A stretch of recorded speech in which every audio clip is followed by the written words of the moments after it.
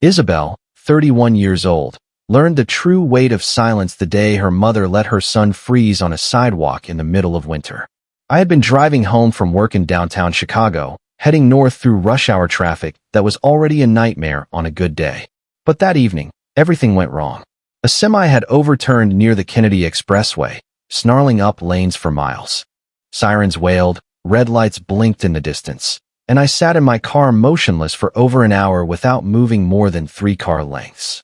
It was the kind of gridlock that made people leave their engines off just to conserve fuel. I could feel the seconds turning to minutes, and then to hours. My chest tightened with panic as I realized what time it was. My son Eli, 10 years old, had finished his after-school club and was waiting outside the school building in Lincoln Park.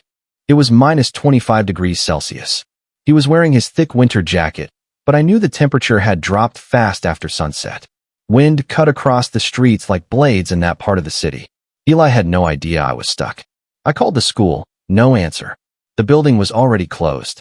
Teachers had gone home. All I could picture was my son standing out on the sidewalk, his gloved hands shoved into his pockets, the tip of his nose frozen red, his breath coming out in clouds, looking down the street, hoping to see my car pull up. Desperate, I called the only person I could think of, my mother. She lived just 10 minutes from the school, across the neighborhood. She had picked up Eli before. She knew the drill. I pressed call, and she answered after 2 rings, laughter and clinking glasses in the background. When I explained the situation, she sighed like I was asking her to solve world peace. Then she told me she was drinking expensive wine with her friends at a restaurant near Millennium Park, and she did not want to leave. She said I should just take a bus or something, and that she was not in the mood to play emergency babysitter. That was it. No concern, no follow-up, not even a promise to check on him. I said thank you, hung up, and stared blankly through my windshield. I wanted to scream. I wanted to throw my phone across the car. But instead, I did the only thing I could do. I took a deep breath, found the nearest exit, and managed to crawl off the expressway.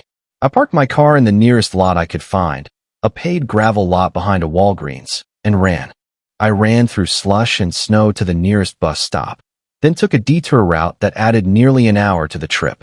I had to transfer once, and then walk nearly 30 minutes on icy sidewalks because the bus did not go all the way to the school. My boots were soaked through, my toes numb, and my fingers ached from gripping the phone that showed Eli's location like a blinking dot on a map I could never seem to reach. By the time I finally found him, standing next to a frozen bike rack under the orange glow of a flickering street lamp, I almost collapsed. His cheeks were bright red, and his legs were trembling. He was hugging his arms to his chest and blinking slowly, barely speaking. I wrapped my arms around him and tried to hold back my tears. He whispered that he was okay. But no child is okay after standing outside for 2 hours in sub-zero temperatures. I called a taxi. I did not even try to make it back to the car.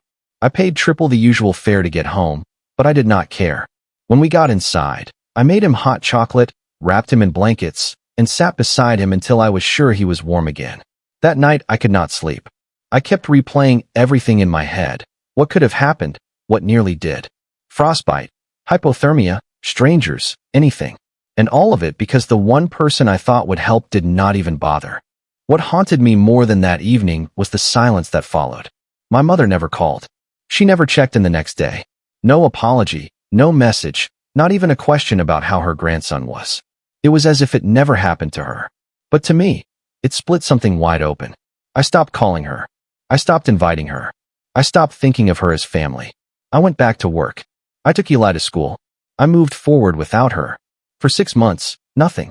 And I started to think that maybe this was just how it would be now. Just me and Eli, no maternal safety net to rely on, but also no more disappointments, no more false hope. Then, 6 months to the day after that night, I got a call from a number I had not seen in a while. It was her, my mother. I stared at the screen before answering. I did not know why I picked up. Maybe I expected an apology, a moment of regret, acknowledgement. But what I got was none of those things. She did not say hello. She did not ask how I was, how Eli was, or if we were okay. She went straight into it. She told me she had been diagnosed with cancer. Stage 2. She said she needed money for treatment and that I was the only one she could count on. Her tone was not soft. It was expectant, cold, like it was my obligation to help, no matter what had come before. I was stunned, not just by the diagnosis, but by the complete erasure of everything that had happened. Like she had not left my son on a street corner to freeze. Like I had not been forced to abandon my car, run through the city, and carry my frozen child into a cab alone. Like I had not spent 6 months sitting in the pain of her silence while she drank wine and carried on like nothing happened. I stayed silent on the line. I listened to her speak, to her voice crack just slightly, to the bitter undertone that crept in when she realized I was not rushing to offer help. She said I had always been difficult, that I had always caused her trouble, that I had been ungrateful and selfish and hard to love. She said I was a disappointment, even now. I felt something inside me go still. Not rage, not sorrow, just finality. I did not respond. I hung up the phone without a word. Then I opened my contacts, scrolled to her number, and pressed block. She was already gone for me. She had died the night she let my son freeze on that sidewalk and did not care. Whatever came next in her life, I would not be part of it. I did not care what treatment she needed. I did not care who she told her story to. I did not care if she ever understood why, because I had already buried the version of her that was supposed to protect us. And from that moment on, I refused to resurrect her. Update 1. 1 month after I blocked my mother, the silence shattered like glass under pressure. It began with a phone call from an unfamiliar number, then another, until I realized it was not just coincidence. They were coming for me, one by one, voice by voice, relative by relative. And none of them were calling to check on me or Eli. They were calling to condemn me. My Aunt Deborah was the first. She lived in Indianapolis and barely called once a year, but now her voice poured through the speaker like fire and ice. She was furious. She said she had just learned what had happened, that my mother had been struggling for her life, and I had done nothing to help. Her voice cracked as she accused me of abandoning the woman who gave me life, as if that phrase alone justified everything my mother had ever done.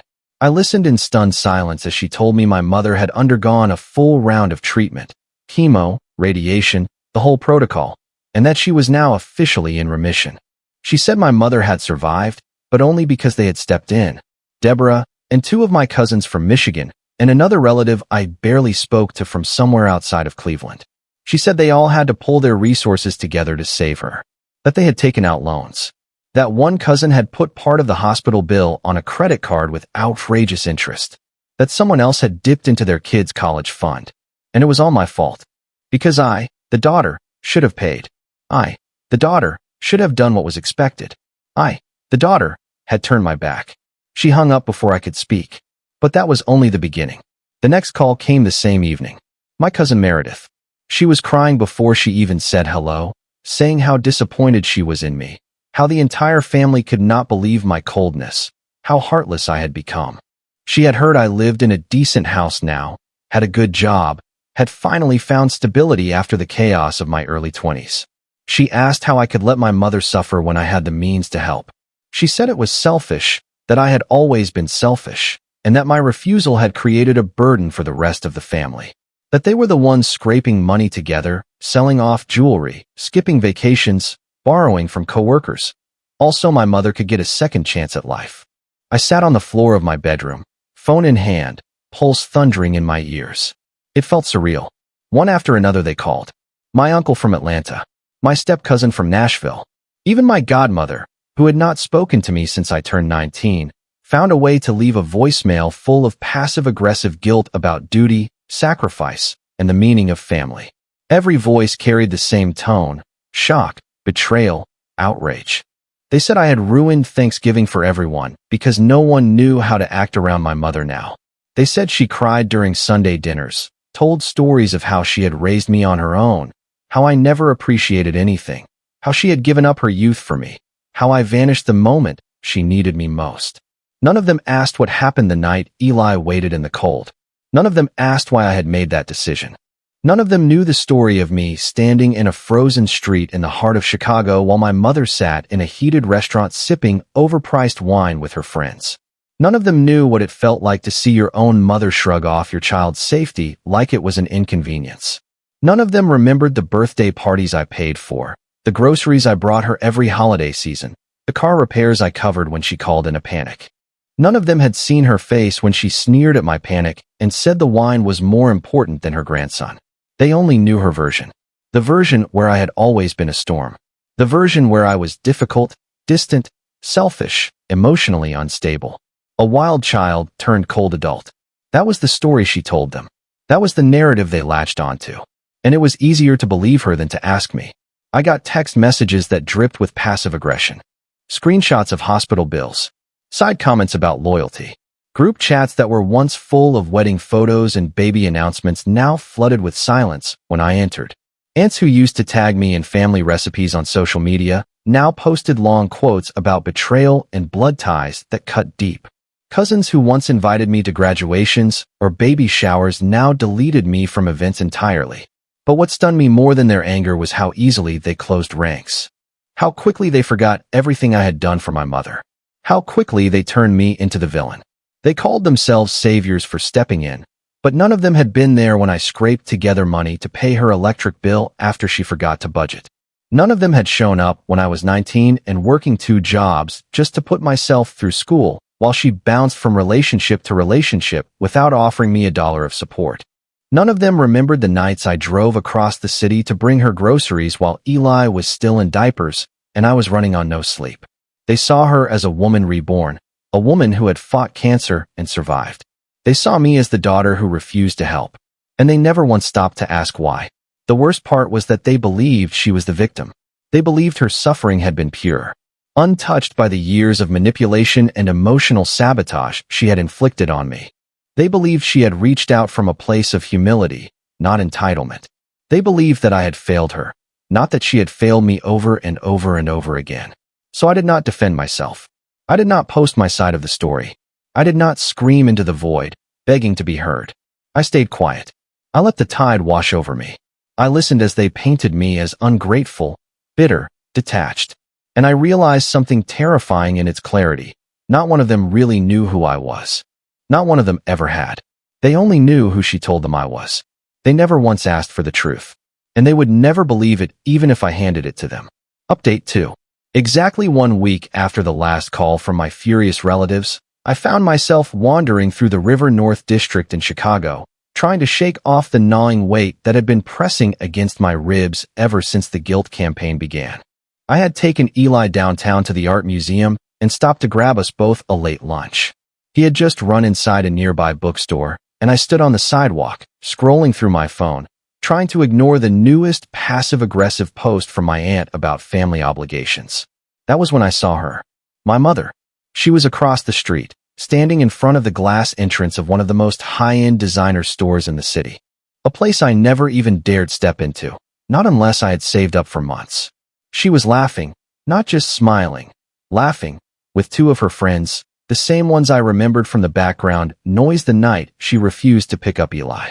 One of them held a half-full shopping bag, and the other one had a perfume tester in her hand. My mother was admiring a handbag. Not just any handbag, one I recognized instantly because it was the same model I had once dreamed of owning. A limited edition designer piece with leather imported from Italy and gold-plated accents. It cost more than my monthly mortgage. She held the bag in her hands like it was a new baby, turning it in the light, then nodding in satisfaction as a store assistant walked up to escort her to the register. I just stood there, frozen, while the wind whipped around me. My stomach dropped. I stared, not blinking, as my mother walked confidently into the boutique, her coat swinging behind her like she owned the block. I could not make sense of it. She had always lived on the edge of her means, cutting corners, borrowing, using charm and pity to survive.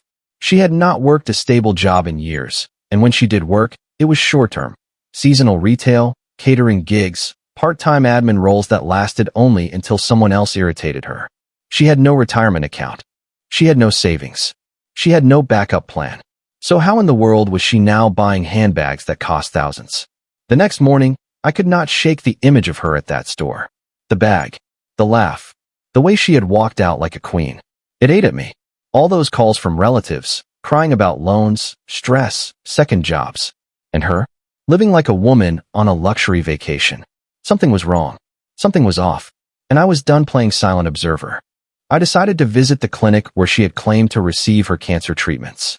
I still remembered the name because one of the relatives had mentioned it in passing on one of the rage-fueled voicemails they left me. It was a private oncology center near Evanston, known for being expensive and specialized. The kind of place people went when they wanted comfort with their care. I went in person.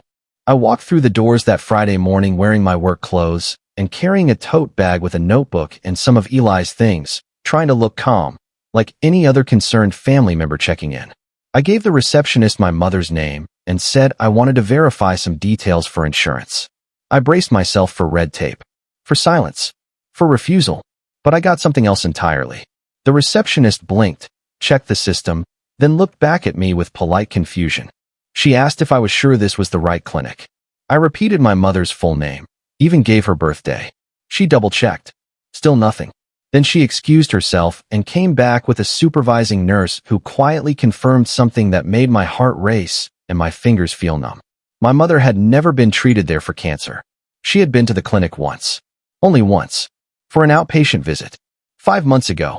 For flu symptoms. A basic appointment, a routine checkup. No chemotherapy. No oncology consultations. No treatments. No appointments with specialists. No scans. No blood work. No billing records under her name for anything remotely related to cancer. She had walked in with a mild fever and a sore throat, was prescribed rest and fluids, and walked out that same day. I stood there motionless, as if someone had knocked the air out of my lungs. It was not true. None of it. There had never been a diagnosis. There had never been a struggle. There had never been a medical emergency. My mother had lied. Lied to me. Lied to the entire family. She had faked cancer to get money. She had watched my relatives empty savings accounts and take on interest-heavy loans. She had let people sell their belongings. She had accepted cash and pity and sympathy and turned it all into handbags, spa days, wine nights, and boutique shopping trips. All while I had been called a monster. All while Eli and I sat alone, accused of being cold and heartless. She had deceived everyone, manipulated them, weaponized illness to extract money and attention. She had pretended to be dying just to get out of being held accountable for the most selfish moment of her life. And what horrified me most was how easily she had done it. No hesitation. No shame. I walked out of that clinic in a daze, my boots scraping the concrete as I stepped back into the cold. Everything I thought I knew about my mother had fallen apart. It was not the betrayal that hurt most. It was the sheer audacity. The effortlessness with which she had constructed this elaborate lie, sold it to the family, and basked in their devotion while I had been made the villain. And now I had the truth. The real, rotten truth. And not a single one of them saw it coming. Update 3. After I left the clinic that day, something in me changed. It was not rage. It was not grief. It was a quiet, cold resolve. My mother had not just betrayed me. She had exploited everyone. She had weaponized trust and illness and the very idea of maternal love. And while I had already written her off as a mother months ago, I knew I could not let her get away with what she had done to everyone else. Not to the cousins who drained savings accounts. Not to the aunts who missed car payments. Not to the people she manipulated into believing she had faced death when all she had faced was a mild fever and an untouched bottle of over-the-counter cold medicine. So I went back to that clinic. This time, not just to verify, but to gather. I filed a formal records request. It took time. There were forms to fill, verification steps to complete, and my hands shook with a mix of anticipation and restraint every time I signed a page. But it worked. A week later, I had a printed set of documents in my hands. Her full patient history at that clinic. Stamped, dated, signed by the clinic director. Her visit history was short. 1 appointment. No follow-ups. No oncology referrals. No prescriptions except a generic fever reducer. No evidence of any cancer diagnosis, treatment plan, or medical emergency. It was black and white, and it was damning. I sat at my kitchen table and flipped through each page like I was turning the wheels of justice. And then I made copies. Neatly labeled. Bound. Highlighted. I assembled a folder for every single relative who had called me a monster, every cousin who accused me of cruelty, every aunt who posted cryptic quotes about ungrateful daughters and dying mothers. I was not out for revenge. I was out for truth. I was going to give them what I never had. A clear, indisputable explanation. The truth stripped of emotion. The facts on paper. And then, as if the universe itself was mocking me, I received an invitation. A formal card. Handwritten. From my mother. She was throwing a party. In my honor. She wrote that she wanted to celebrate my growth, my forgiveness, and our new chapter as mother and daughter. She said it would be a thank you to the family for supporting her during her illness and for showing me the importance of family ties. She said she had missed me and wanted everyone to feel the joy of her healing and our reunion. I read the card 3 times. I nearly laughed. She was using my silence as fuel now, rewriting the narrative once again. She was building a public display to cement herself as a survivor and me as the daughter who came running back. I knew what this party was. A victory lap. A self-made stage. A performance for the family to witness her redemption arc. And I was the centerpiece she planned to parade. So I went. Not for her, but for them. It was held at a rented venue near Lake Michigan, decorated with white linens and golden banners that read, "Thank you for the love." There were candles. There was a slideshow of old photos. There were tables with centerpieces and wine glasses that shimmered in the light. Dozens of family members showed up in pressed shirts and shiny shoes, smiling, hugging, clinking glasses, whispering about how proud they were of her strength and my forgiveness. I walked in wearing black. No makeup, no smile, just a folder under my arm and ice in my blood. My mother stood near the front with a glass of wine, beaming. She looked expensive. Her coat was new. Her jewelry sparkled. She spotted me and opened her arms like she was welcoming a long-lost friend. But I did not hug her. I walked past her. I stood in the center of the room and opened my bag. I said nothing. I handed a folder to every single person. One by one, I placed it in their hands. Some took it with confusion, some with suspicion, some with curiosity. Then they opened the covers and started reading. It spread like a virus. Whispers turned into gasps. Gasps into shock. Shock into shouts. I did not have to say a word. The documents did it for me. My mother never had cancer. My mother had been seen for a cold. My mother lied. Boldly. Repeatedly. Shamelessly. The room unraveled in real time. Her friends stared. Her sisters recoiled. My cousins looked at each other like they had been scammed, because they had. Someone shouted across the room. Someone else cursed. Another flipped through the pages like they could not believe it. I stood still, watching as the mountain she built, layer by layer of lies, came crashing down in seconds. She tried to speak. She tried to shout over them. She tried to claim it was a mistake, that it was not what it looked like, that I was twisting the story. But no one was listening. And then, in a move so absurd it felt cinematic, she pulled out her phone and called the police. She told them she was being harassed. At her own party. That her family had turned on her. That her daughter had come with forged papers and disrupted her event. She screamed until her voice cracked. But it was useless. The damage was done. People started walking out. Some threw down their folders. Others took them with them like they needed time to process. Her sisters yelled at her. Her nieces and nephews stared at her like she was a stranger. The same voices that once told me I was cruel now stood with their mouths open, stunned that the woman they had fought to defend had orchestrated the entire lie. And I turned. I walked out of that building. I stepped into the night, the cold air cutting across my face like it had the night Eli waited for me in the street. I felt nothing but quiet relief. I had done what I came to do. I had shown them what she really was. I had cracked her mask in front of everyone she had manipulated. I did not need an apology. I did not want revenge anymore. I only wanted truth to speak louder than lies. From that moment forward, I left the mess behind. I did not answer follow-up calls. I did not engage in family group chats. I did not respond to the apologies that trickled in over the following weeks. I did not want their guilt. I did not need their explanations. I had done my part. They finally saw her for who she truly was. And I walked away, for good.